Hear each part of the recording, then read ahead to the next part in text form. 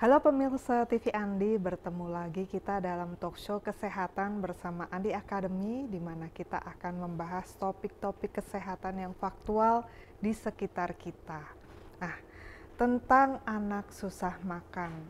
Bagaimana seorang anak menutup rapat-rapat mulutnya saat makanan dihidangkan atau bahkan menangis saat disuapi. Mungkin ini merupakan drama yang dapat kita jumpai dalam kehidupan parenting atau kehidupan sehari-hari kita sebagai orang tua. Tapi tahukah pemirsa bahwa GTM atau gerakan tutup mulut ini, di mana anak susah makan, Recording in progress. merupakan satu proses di mana bisa mengganggu tumbuh kembang dari anak itu sendiri. Dan pada hari ini kita akan membahasnya bersama dokter anak kesayangan kita. Siapa lagi kalau bukan Dokter Vika Farahdiba, MSc SPA. Beliau adalah dokter anak dari Rumah Sakit JIH Yogyakarta. Halo Dokter Vika, selamat sore dok. Selamat sore Mbak Nita, selamat sore pemirsa TV Andi semua. Sehat semua ya.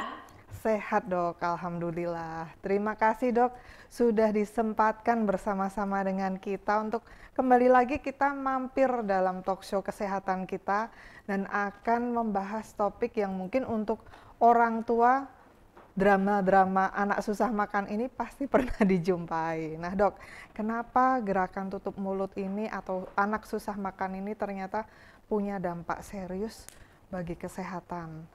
Yang kita anggap mungkin lumrah biasa, ternyata bisa berdampak buruk ya. Ini saya baca di buku Dokter Vika. Nah, pemirsa, Dokter Vika ini juga telah menulis banyak sekali buku kesehatan anak. Nanti pemirsa juga bisa membaca selengkapnya di buku-buku yang sudah beliau tulis. Nah, saya akan mengawali acara kita hari ini dengan satu pertanyaan yang sudah masuk ke redaksi kita ya dok ya. Dari Ibu Novi di Tangerang. Di sini beliau menanyakan, dok, apa saja penyebab utama anak mengalami GTM atau gerakan tutup mulut ini pada fase makan sehari-hari, terutama ini beliau menjelaskan anaknya berusia kurang lebih, oh ya ini usia-usia mulai makanan pendamping ASI kurang lebih mulai 10 bulan. Nah, mungkin dokter bisa jelaskan dok, silahkan. Ya, terima kasih Mbak Nita. Memang benar sekali ya bahwa kadang-kadang GTM itu dianggap sebagai hal biasa ya, karena memang ada benarnya juga, karena GTM itu sebenarnya juga bisa sebagai suatu fase pengenalan makan, sehingga orang tua juga tidak perlu terlalu cemas juga bisa. Lalu kemudian juga bisa berkaitan dengan anak itu sedang tumbuh tinggi, kondisi-kondisi tertentu anak ya, atau anak sedang sakit. Nah, tetapi memang berdasarkan Ikatan Dokter Anak Indonesia, penyebab tersering GTM itu sendiri adalah praktek pemberian makan yang salah. Nah, tentunya praktek pemberian makan yang salah ini adalah sejak awal dia pertama kali dikenalkan makanan. Nah, kapankah itu ya? Tentunya setelah ASI tidak cukup dan orang tua mulai memberikan makan, yaitu pada usia sekitar 6 bulan. Nah, praktek pemberian makan yang salah yang tidak sesuai dengan basic feeding rule dan juga tidak memperhatikan responsif feeding anak, itulah yang menyebabkan GTM itu menurut Ikatan Dokter Anak Indonesia. Nah, mungkin nanti akan kita bahas lebih jelasnya ya, gimana sih solusinya si GTM ini yang bukan hanya sekedar, jadi memang benar bisa sebagian dari GTM ini adalah fase ya, fase atau kondisi-kondisi tertentu, tetapi menurut IDAI ada kaitannya ya dengan praktek pemberian makan yang salah, gitu Mbak. Mungkin boleh saya langsung lanjutkan saja ya. Silahkan dok. Ya, terima kasih Mbak Nita. Sedikit mengulang, mengingatkan lagi ya untuk pemirsa Andi bahwa ada beberapa buku yang sudah saya tulis ya, yaitu baik itu buku cerita-cerita anak ya, karena memang untuk menjelaskan kesehatan pada anak nih gampang-gampang susah gitu ya. Dan kalau kita memberikan doktrin-doktrin ya, sepertinya anak sulit menerima. Jadi dianjurkan memang dalam bentuk bercerita dengan memberikan buku, karena untuk apa? Karena supaya anak tidak merasa digurui ya, menggurui anak. Sehingga memang untuk buku-buku tema kesehatan untuk anak itu dalam bentuk cerpen-cerpen, dalam bentuk kumpulan-kumpulan cerita. Lalu juga sudah ada yang diterbitkan oleh Andi Publisher juga ya, buku cerita anak dan juga buku-buku parenting ya untuk orang tua. agar orang tua juga lebih memahami ya ilmu kesehatan anak secara keseluruhan seperti itu. Nah, lalu kemudian tadi tentang GTM tadi ya, kembali lagi, ternyata menurut IDAI itu ada faktor pemberian makan yang salah, yang tidak sesuai dengan basic feeding rule dan tidak sesuai atau memperhatikan dengan responsive feeding anak. Kapan sih anak itu mulai salah diberikan makan atau cara pemberian makan salah? Ya sejak dini, sejak dia diperkenalkan makan. Kapan itu pemberian makan anak? Kalau menurut WHO, pemberian nutrisi ya pada bayi dan anak itu di awal dianjurkan untuk pemberian ASI eksklusif atau ASI saja itu selama 6 bulan. Jadi tidak ada makanan apapun di fase 0 sampai 6 bulan. Tetapi pada fase setelah 6 bulan memang makanan pendamping perlu diberikan. Kenapa? Karena menurut WHO ASI saja sudah tidak cukup. Lalu bagaimana dengan ASI-nya? ASI-nya tetap dilanjutkan sampai usia 2 tahun. Nah ini ya, jadi kita akan mulai nih ceritanya memberikan makanan pendamping ASI ya, atau mengenalkan makanan kepada anak pada usia 6 bulan ya. Lalu apa tuh syarat-syaratnya yang harus kita perhatikan supaya tadi ya nggak salah tadi ya. Jadi tadi pertama tepat waktu ya kita berikannya pada saat usia 6 bulan, pada saat nutrisi ASI saja tidak cukup. Lalu jangan lupa ya, makanan pendampingnya itu apa yang boleh diberikan ya, harus adekuat, harus lengkap semuanya, baik makronutrien. Makronutrien itu apa aja sih? Karbo, protein, lemak. Jadi nggak ada tuh ceritanya misalnya bubur merah saja. Nah, itu kan berarti karbo saja ya. Proteinnya mana, lauknya mana, lemaknya mana. Nah, gitu ya. Jadi nggak seperti itu ya pemberian makanan. Lalu juga harus lengkap mikronutriennya ya, atau vitamin dan mineral. Nanti vitamin dan mineral apa nih yang paling dibutuhkan saat anak baru berusia 6 bulan? Nanti akan kita jelasin ya. Jadi harus komplit semuanya. Jadi nggak ada hanya pisang saja, bubur merah saja, bubur sum-sum saja ya. Yang satu-satu single-single tuh tidak sesuai dengan anjuran dari WHO. Nah, lalu bagaimana sih, memangnya boleh ya makanan campur-campur gitu? Memangnya boleh ya misalnya homemade gitu? Boleh saja ya Bun ya, anjurannya ya, asal kita memang menyediakannya dengan aman, bersih ya, memasaknya dengan baik dan menyimpannya dengan baik ya. Jadi memang kita harus tetap memperhatikan cara pengolahan makan yang baik dan benar serta bersih di rumah. Lalu bagaimana pemberiannya? Nah, ini dia ya, harus sesuai dengan responsive feeding. Apa itu responsive feeding ya? Harus memperhatikan sinyal rasa lapar dan kenyang anak. Loh, gimana taunya dia lapar dan kenyang? Ya, itu bisa dilatih. Nah, dilatih nanti dengan basic feeding rule. Itu dia ya. Supaya apa? Supaya anak tidak GTM ya. Walaupun tadi ya memang bisa dianggap sebagai suatu fase dan memang benar bisa jadi satu bagian dari fase, tetapi kok menurut IDAI sebenarnya itu ada masalah juga ya dengan kaitan dengan cara pemberian makan yang salah. Nah, jadi kita harus belajar juga ya caranya memberikan jadwal dan metode makan anak yang tepat sehingga anak enggak GTM gitu, Bun. Nah, lalu nih ya, tanda-tanda bayi siap makan ya, kepalanya tuh sudah tegak ya. Jadi biasanya tuh bayi sudah mulai mengangkat-angkat kepala tuh di umur 3 bulan, lalu kemudian sudah bisa miring-miring, tengkurap gitu ya, sudah mulai duduk ya dengan bantuan ya. Ini tidak selalunya dia bisa duduk tegak gitu, nggak, belum tentu ya, tapi memang dipangku. Nah, misalnya seperti itu sudah bisa ya diberi makan. Lalu refleks menggilurkan lidah berkurang. Nah, berkurang ini beda dengan hilang ya Bun. Jadi kadang-kadang kalau nyuapin anak, bayi itu bisa seperti melet-melet gitu. Nanti orang tua tuh kadang salah ya, dia bilang, oh ini nggak suka nih anaknya gitu. Padahal itu sebenarnya refleks Bun. Jadi nggak semuanya refleksnya itu sudah nggak ada, hilang gitu ya. Jadi memang masih ada meletnya, tetapi sebenarnya sudah berkurang. Nah, jadi jangan khawatir kalau anaknya seperti melet-melet itu bukan berarti dia nggak mau ya. Lalu ada juga tanda-tandanya seperti dia sudah tertarik ya melihat orang makan. Mungkin orang tuanya lagi makan terus dia ngeliatin, terus malah dia mangap-mangap. Nah, ini bagus ya. Atau dia malah meraih makanan ya kalau disendokin. Nah, ini tanda-tanda bayi sudah siap makan. Oke dok, terima kasih banyak penjelasannya. Ini penjelasan berikutnya tentang yang harus terkandung dalam makanan pendamping ASI ya dok ya. Oke, ini juga menyambung dok, kebetulan ada yang menanyakan juga tentang pola pemberian makanan pendamping ASI yang salah yang bisa menyebabkan anak GTM. Dari Ibu Siska di Surabaya ini saya baca. Bagaimana membuat menu makanan pendamping ASI bagi anak yang GTM dok. Nah, Ini mungkin dokter bisa jelaskan, kalau nggak salah tadi sudah ada tuh sempat saya lihat di slide dokter. Silahkan dok. Ya, betul sekali. Jadi memang apa yang terkandung di dalam MPASI itu kita tetap harus perhatikan ya bahwa oh ada sumber karbohidrat ya yang makronutriennya ya karbohidratnya. Lalu jangan lupa protein dan juga lemak. Lemak boleh nggak? Boleh banget ya supaya makanan nggak hambar. Nah tadi kan pertanyaan Mbak Nita kan gimana tuh kalau anaknya GTM nggak mau? Ya kita memang harus variatif ya memberikan makan anak salah satunya dengan berbagai macam resep. Boleh banget ya. Jadi digonta-ganti. Jangan satu jenis aja, jangan bubur merah saja, bubur sumsum saja. Tetap harus komplit ya, ada lauknya, ada sumber lemak, bahkan boleh diberikan santan ya. Nanti orang tua juga bisa cek di buku KIA, itu sudah ada juga contoh-contoh resep masakan di usia 6 bulan pertama kali kemudian makan, juga sudah komplit. Nah ini untuk menghindari terjadinya GTM, karena kalau hambar atau itu saja tentu juga terjadi GTM.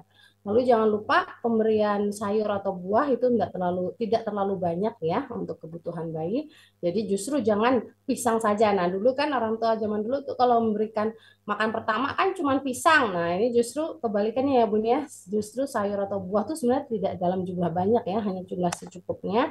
Justru utamakan pemberian juga makanan yang ada karbo, protein dan lemak. Nah, lalu protein apa? Tadi kan jadi ingat ya, kita itu harus memperhatikan pemberian makan anak yang pertama ya, bahwa kebutuhan anak itu apa.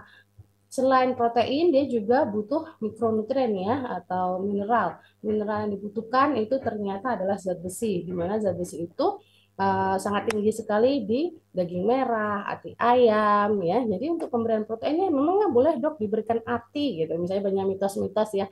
Justru boleh ya, karena justru dia mengandung zat besi yang tinggi dan juga sangat dibutuhkan pada saat tumbuh kembang anak, terutama pada usia 6 bulan pertama kali pemberian makan itu. Nah, lalu mana yang dipilih? Protein hewani apa nabati? Ya, jenis tempe, tahu. Nah, kita lihat penyerapan ini kan penyerapan makanan yang terbaik yang di atas itu ya. Di atas itu adalah protein hewani, semakin ke bawah adalah protein nabati seperti kacang-kacangan, tahu gitu ya. Itu kurang kurang penyerapannya agak kurang ya dibandingkan yang hewani.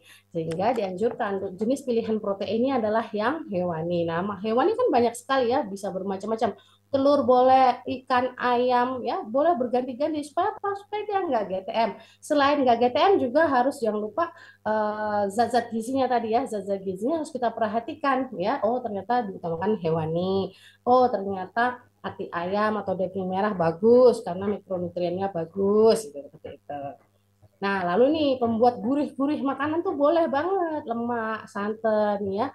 Itu sangat boleh atau kalau western food ya seperti butter, margarin, mentega itu boleh diberikan untuk bayi ya untuk usia 6 bulan ya dalam pemberian makan pertama sehingga dia tidak GTM tadi ya.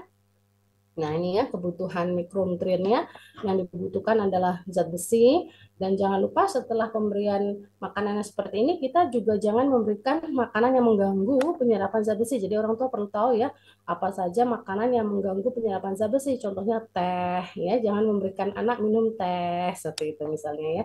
Lalu lebih bagusnya dengan apa minumnya atau makannya buahnya ya yang dianjurkan dengan vitamin C ya yaitu jeruk misalnya gitu pendampingnya ya sehingga baik untuk penyerapan zat besi.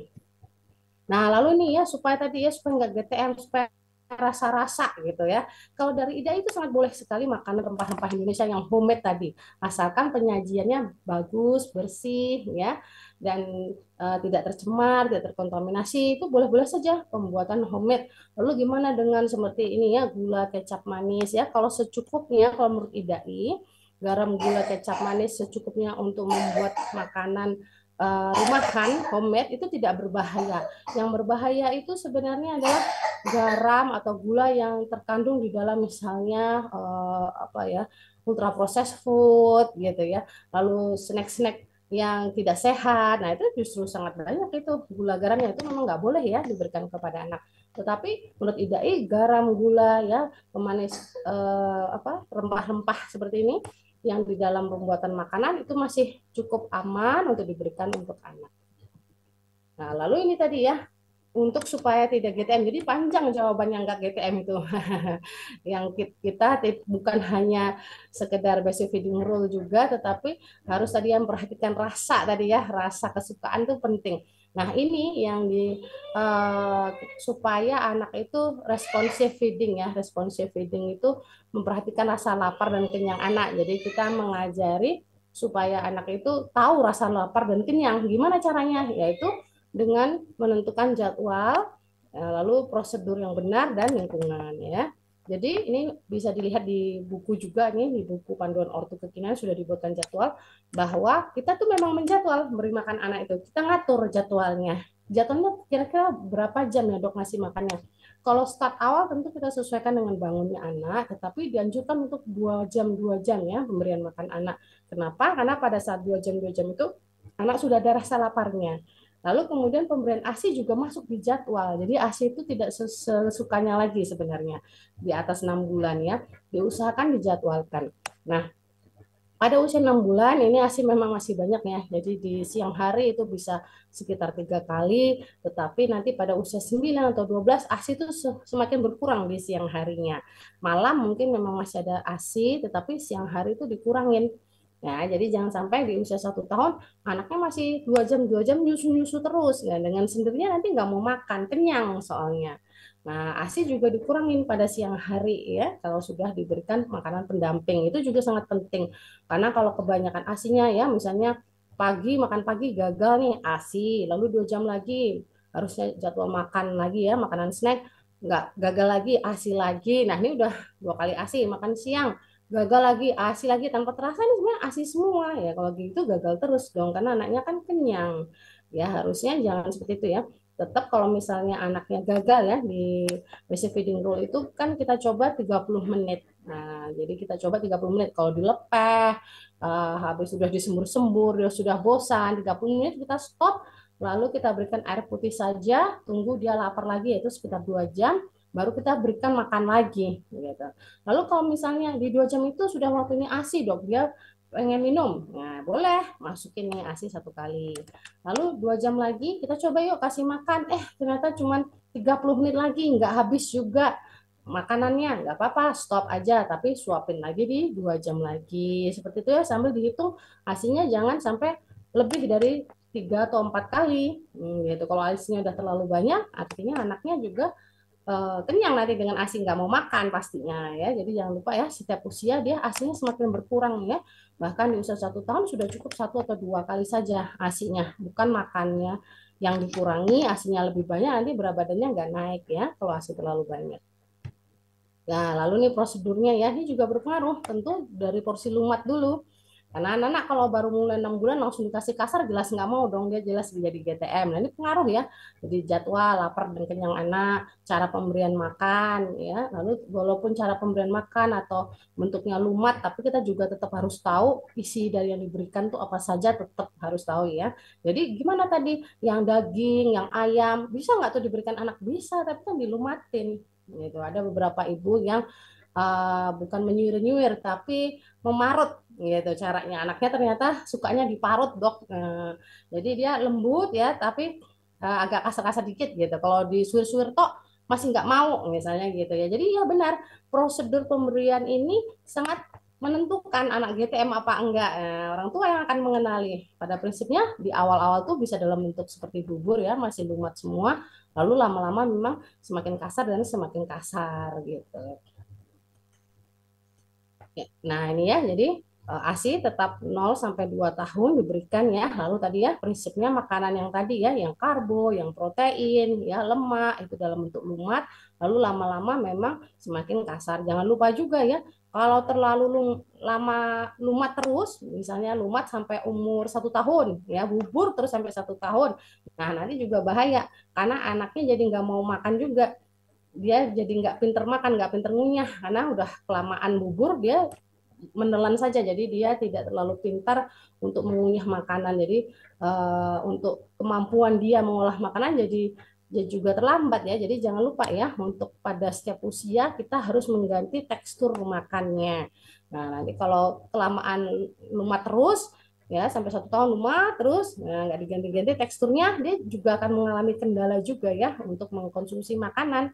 Jadi penting ya Bun, meningkatkan tekstur makan tuh sering saya di poli itu sering mengingatkan ya 9 bulan sudah harus kasar-kasar ya, bikin ayamnya jangan dilumatin terus tadi ya. Kalau ada ibu-ibu yang curhat tadi ya, yang ternyata harus diparut bukan disuir gitu ya. Jadi banyak ceritanya memang. Nah, ini bentuk penampakan makanan ya. Dari umur 6 bulan sudah boleh seperti ini ya, Bun. Tadi ya, loh boleh ya, Dok, dicampur boleh saja ya, tinggal penyajiannya, cara masaknya. Hati ayam boleh ya, Dok, boleh asal hati ayam pengolahannya ya. Kadang orang tua lebih ke arah pengolahan sebenarnya mereka belum tahu ya. Mungkin itu bisa dipelajari di resep-resep masakan instan, bukan instan, maksudnya masakan MPASI anak gitu ya. Nah, itu bisa sepertinya.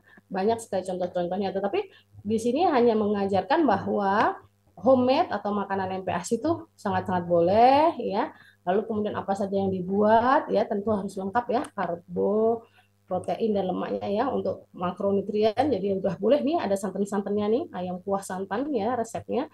Itu untuk mulai 6 bulan. Lalu ini 6 bulan lumat semua ya, lumat semua, tapi jangan lupa 9 bulan dan setahun mulai kasar-kasar ya, karena kadang menentukan juga nih GTM-nya dari sini nih, nggak ada rasa, itu saja ya GTM lah, terus atau terlalu kasar atau belum siap untuk yang kasar atau kelamaan makan lembut terus ya bisa GTM itu dari situ. Makanya GTM itu prosedur makan yang salah kata IDAI. Nah ini ya kita teliti-teliti lagi deh, kira-kira apa ya kita ngasih makan anak tuh kemarin, bener nggak yang dibilang dokter gitu ya.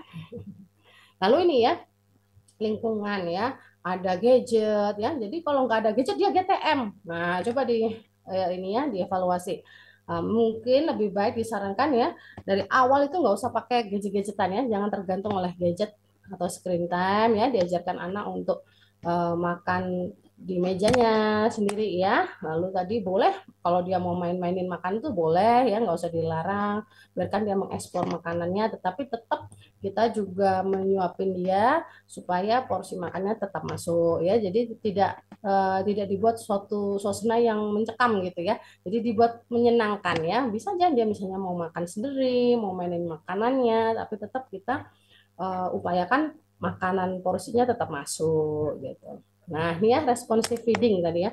Tadi kan sudah ada basic feeding rule ya, mencakup jadwal, prosedur, dan lingkungan. Supaya apa? Supaya nggak GTM, supaya tahu lapar dan kenyang anak, supaya tahu variasi makanan, supaya tahu eh, tekstur makan. Kan tekstur makan juga pengaruh untuk anak mau atau tidak mau makan. Lalu selanjutnya orang tua juga harus ingat bahwa makan itu proses anak dan orang tua. Proses makan anak dan orang tua itu gimana? Ada orang tua memegang kendali, contoh tadi ya, apa yang harus dikendalikan orang tua, yaitu waktu pemberian makan. Jadi jadwal kita menentukan 2 jam, 2 jam. Jenis kita yang menentukannya ada karbo, protein, santan, ya, lalu ada ati ayam misalnya, kita nentuin tempat makan di mana ya, kita taruh dia makan di meja seperti itu. Jangan ada gadget, kita yang menentukan. Nah, tetapi anak yang menentukan jumlah ya, berapa banyak dia mau makan. Jadi apa? Ya kadang-kadang kalau nggak habis satu piring setelah 30 menit, sudah ya sudah nggak apa-apa. Nanti sambung kapan lagi? Sambung 2 jam lagi. Nah, terus habis itu dia masih kosong dong dok, itu perutnya, minum air putih aja. Memang begitu Bu anjurannya kata basic feeding rule. Yang bikin-bikin bukan dokter Vika gitu ya, tapi memang ada anjurannya ya, memang kasih air putih. Lalu selera mau makan atau tidak. Nah, makanya yang ini ibu tadi ya catatannya ya, ibu dan orang tua. Bukan dokter ya. Kenapa? Ya saya nggak bisa tebak-tebakan. Anak ibu suka nggak ati ayam kuah santan? Anak ibu suka nggak ayam semur? Nggak tahu saya. Nanti saya bilang, coba Bu dibikin semur ayam. Nggak mau dia dok. Ya coba upper ayam. Nggak mau dia dok. Ya ibu yang cari apa yang dia mau ya. Ya jadi soalnya kalau di poli lebih lama yang ini, tahu dia pengen tahu selera anaknya apa, nggak tahu Bu. Nih makan adalah proses bagi anak dan orang tua ya, pokoknya bentuknya tuh boleh. Nah ini ya resepnya apa aja, resep-resep di selera Nusantara boleh, dari IDAI boleh. Jadi ini memang kita coba-coba Bun. Telur, anak saya nggak suka telur dok. Telur tuh banyak Bu, ada telur ora-ari, telur omelet, telur dadar, telur rebus, telur ceplok, telur apa lagi banyak banget Bu. Gudeg mana yang dia nggak mau Bu, saya nggak tahu. Nyerah deh saya kalau disuruh ibunya tuh nyuruh saya nebak selera anaknya. Mohon maaf saya nggak tahu memang. Ya, karena anak Bu yang menentukan, bukan dokter ya, dan bukan orang tua. Nah, ada kisah lucu sedikit ya, pasien saya itu ternyata orang Makassar. Saya nggak pernah loh tahu makanan Makassar, nggak pernah coba juga. Sementara saya nyontohin makanan Jawa, ya anaknya nggak mau semua, Mak, ya. Sudah sejak itu saya lebih bagus jelasin pakai ini aja ya. Kenapa? Karena ya di sini memang yang menentukan selera tuh anak, bukan orang tua atau dokternya ya. Memang harus eksplorasi ya, nih proses makan bagian dan orang tua. Nah, lalu IDAI memang masih belum menyarankan yang namanya baby led weaning. Nah, ini juga pernah booming ya karena ada salah satu influencer yang apa ya ini tadi ya mempromot pola makan seperti ini ya, pola makan anaknya tuh bebas tadi nyoba makan. Memang baby led weaning tuh ada di dalam proses makan basic feeding rule juga bahwa anak tuh boleh explore, boleh nyoba, tetapi kita tetap menentukan ya, kita tetap memberikan ancar-ancar ini ya, kita tetap memberikan jadwal, kita tetap mengatur. Jadi nggak sepenuhnya anak yang menentukan semua. Jadi ibu dan pengasuh tetap ada tanggung jawabnya, anak juga boleh menentukan. Nah, seperti itu ya. Jadi IDAI itu uh, menjembatani ya. Jadi kalau baby led weaning ini kan anaknya semua yang ngatur, yang makan seberapa banyak, suka-suka dia, jamnya terserah dia gitu. Kalau baby led weaning ini. Tetapi menurut IDAI juga ya dan beberapa penelitian bahwa ternyata baby led weaning ini belum dinyatakan superior ya dibandingkan metode pemberian yang sudah dianjurkan oleh WHO. Jadi kita di Indonesia kita tidak memakai ini gitu. Nah, lalu bagaimana pemberian MPASI-nya ya? Kalau tadi kan pertanyaannya GTM itu gimana, Dok? Yang bikin masalah, bisa bikin masalah berat nggak? Tentu, tentu sangat bisa ya. Kalau ternyata salah terus ya, teksturnya salah tadi ya, maunya dia cuma yang lembut-lembut terus ya, ternyata babynya jadi stuck. Nah, jadi kita perlu mengevaluasi dengan pertumbuhan anak ya, cara pemberian makan itu. Kok bisa-bisanya anaknya hanya mau bubur sampai 1 tahun. Nah, kita lihat BB-nya gimana ya. Biasanya BB-nya stuck itu. Dia nggak bisa karena bubur itu kalorinya lebih rendah itu sebenarnya daripada nasi biasa ya. Dengan sendirinya seperti itu. Jadi kalau berat badannya mendatar seperti ini ya, nggak naik, ini juga nggak baik. Yang menurun juga lebih jelek lagi ya. Seharusnya dia bagaimana? Dia mengikuti garisnya ini. Garisnya kan ini kan naik ya. Ya, jadi kalau jalan sendiri gini ya, pengen jalan sendiri lurus-lurus aja sesuka saya, dia nggak mengikuti garis yang digambar ini ya, itu juga tidak baik ya. Jadi tetap berat badan itu sebaiknya mengikuti garisnya naik ya sesuai dengan garisnya gitu. Nah, lalu bisa juga dipantau dengan berat badannya ya, ternyata di bawah kuning ya, di kuning ya, BB-2 ini sudah kuning itu. Dia mendatar seperti merah sama putih nih ya, mendatar-mendatar, ternyata tahu-tahu sudah di bawah min 2. Begitu juga dengan tinggi badan di bawah min 2 ini sudah tanda-tanda yang agak terlambat sebenarnya ya. Tanda-tanda dininya yaitu ini berat badannya tadi tidak menaik tidak mengalami kenaikan, jadi weight faltering. Seharusnya sudah di sini. Jadi yang pada posisi putih atau merah ini sudah harus dievaluasi. Problemnya apa? Apakah volume makan kurang? Apakah isi makannya kalorinya kurang ya? Belum ada proteinnya, belum ada lemaknya, masih itu aja. Atau hal-hal lainnya atau ada anaknya sakit misalnya gitu, tetap harus segera dievaluasi. Kesimpulannya ya, jadi MPASI gimana sih yang diterima oleh anak gitu ya? Yang diterima oleh anak itu sebenarnya sangat berpengaruh pada banyak hal gitu ya jawabannya ya. Jadi yang penting jelas kita sebagai orang tua harus memastikan bahwa makan yang masuk itu makronutrien, karbo, protein, lemak, dan mikronutriennya terpenuhi ya, terutama zat besi ya yang dibutuhkan oleh anak. Lalu proteinnya tadi proteinnya hewani, lalu mudah ditelan ya, jadi sesuai dengan usianya, lembut, kasar, lalu tapi jangan lupa harus ganti ke tekstur yang makanan keluarga di usia 1 tahun dan disukai anak. Nah, disukai anak ini yang paling sering jadi pertanyaan ya. Padahal ini memang harus dicoba sama orang tuanya sendiri ya. Kita nggak bisa tahu itu anaknya tuh suka yang resep yang mana ya atau cara pengolahan telur yang mana. Nah, ini memang tidak bisa kita jawab ya Bun, tapi kita hanya bisa menjelaskan, oh ya, boleh didadar, boleh, digoreng boleh, boleh, dibikin gudeg ya ada santannya boleh, boleh. Itu yang paling itu saja yang dijawab oleh medis atau kesehatan gitu. Terus dianjurkan memang tersedia lokal dan harga terjangkau Bun. Jadi nggak usah salmon tiap hari gitu, nggak apa, salmon boleh, tapi yang ikan-ikan Indonesia juga banyak kok yang bergizi tinggi ya, jadi tersedia lokal dan harga terjangkau.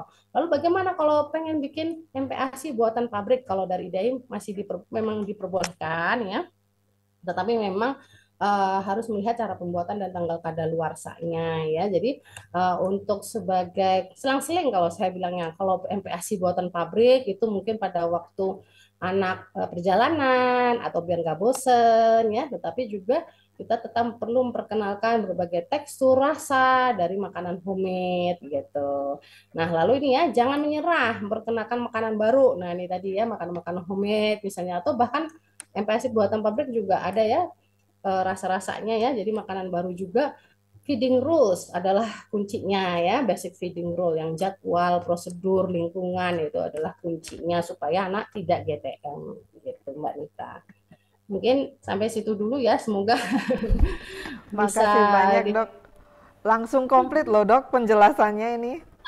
memang karena Langsung harus dari banyak slide. pertanyaan yang masuk ke redaksi langsung terjawab langsung sama dokter Vika ini. Mungkin karena keterbatasan waktu saya tambahkan satu pertanyaan saja ya dok ya di sini. Mungkin tadi sudah sempat disounding oleh dokter Vika.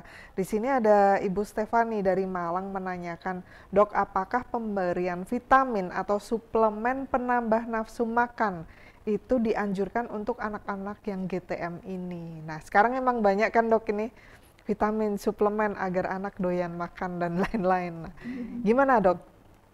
Ya, jadi kalau untuk klaim bahwa menambah nafsu makan itu belum ada buktinya sebenarnya ya, mana sih yang menambah nafsu makan itu zat apa gitu, lebih tepatnya yang menambah nafsu makan. Walaupun kalau misalnya dari IDAI itu memang ada suplemen yang dibutuhkan untuk anak ya, seperti zat besi atau vitamin D, tetapi klaim bahwa oh menambah nafsu makan anak ini sebenarnya belum ada ya sejatinya, faktanya bahwa zat itu bisa menambah nafsu makan anak, satu. Lalu kedua, kalaupun ada suatu zat yang menyebabkan anak sangat-sangat mau makan, mau dikasih makan apa Bu? Ibu tetap harus tahu ilmu dasarnya. Tiba-tiba dia mau nih makan, tapi ternyata yang dikasih apa? Ya kalau salah pemberian makan juga nggak baik gitu ya. Nah, tetapi dengan ibu berpegang pada basic feeding tadi ya, jadwal prosedur lingkungan ya, anak tuh diberikan jadwal makan, tidak memaksa anak, sedikit-sedikit tapi sering. Sebenarnya anak tetap bisa mau makan. Lalu makanannya variatif, senang tadi ya, senang disukai anak, itu tetap bisa ya, walaupun tanpa zat-zat tadi yang memang masih belum bisa kita ketahui kebenaran klaimnya itu gitu Mbak Nita. Banyak. Nah, pemirsa TV Andi, hari ini kita sudah mendapat banyak jawaban dari Dokter Vika seputar bagaimana mengatasi anak kita yang GTM atau susah makan, sehingga jangan sampai ya dok menghambat pertumbuhannya. Karena tadi Dokter Vika sudah jelaskan dari yang berawal susah makan ini ternyata bisa berakibat pada hambatan dalam tumbuh kembang anak. Nah, pemirsa TV Andi, terima kasih atas atensi yang luar biasa pada hari ini. Semoga apa yang sudah kami bagikan pada sore hari ini bisa menambah khasanah dan wawasan pengetahuan kita seputar tumbuh kembang anak-anak, terutama mengatasi anak-anak yang GTM. Dan Dokter Vika tentunya kami ucapkan terima kasih yang sebesar-besarnya karena atas segala ilmu dan juga sharing dokter hari ini kita jadi tahu dok kenapa anak GTM ternyata nggak semata hanya karena menu ya dok ya. Tadi dokter Vika sudah bagikan banyak hal. Terima kasih sekali dokter sudah disempatkan mampir ngobrol dan berdiskusi bersama kita di sini. Dan akhir kata saya Dwinita Andriasuti mengucapkan terima kasih dan sampai jumpa di acara-acara kita berikutnya. Jangan lupa berikan like dan subscribe dalam channel TV Andi agar pemirsa tidak ketinggalan setiap tayangan maupun informasi-informasi menarik lainnya. Terima kasih dan sampai jumpa.